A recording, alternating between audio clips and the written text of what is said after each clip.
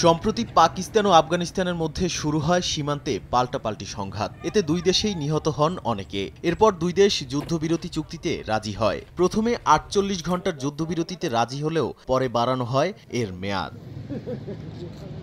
চলমান যুদ্ধবিরতির মধ্যে শুক্রবার স্থানীয় সময় রাতে পাকতিকা প্রদেশে বিমান হামলা চালিয়েছে পাকিস্তান। এতে হতাহত হন বেশ কয়েকজন। প্রদেশটির উরগুন জেলা থেকে সারানায় বন্ধুত্বপূর্ণ ম্যাচ খেলতে গিয়েছিলেন স্থানীয় ৩ ক্রিকেটার কাবির, সিবঘাতুল্লাহ ও হারুন। এর আগে আফগান সীমান্তের কাছে আত্মঘাতী হামলায় কয়েকজন পাকিস্তানি সেনাও নিহত হয়েছেন, আহত হয়েছেন অনেকে। পাকিস্তানের নিরাপত্তা কর্মকর্তারা জানান, উত্তর ওয়াজিরিস্তানে এক সামরিক ঘাঁটিতে এই হামলার ঘটনা ঘটে।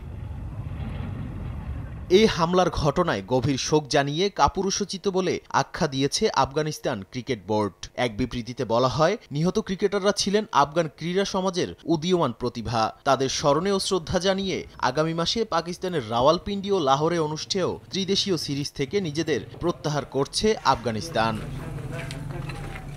এ ঘটনায় ক্ষুব্ধ প্রতিক্রিয়া জানিয়েছেন আফগান টি-20 অধিনায়ক রশিদ খানও। সামাজিক যোগাযোগ মাধ্যম এক্সে তিনি লিখেছেন, নারী, শিশু ও স্বপ্নবাজ তরুণ ক্রিকেটারদের উপর এমন বর্বর হামলা মানবাধিকারের চরম লঙ্ঘন। তিনি আরও বলেন, জাতীয় মর্যাদাই সবার আগে। নাদিম মারজান, সময় সংবাদ।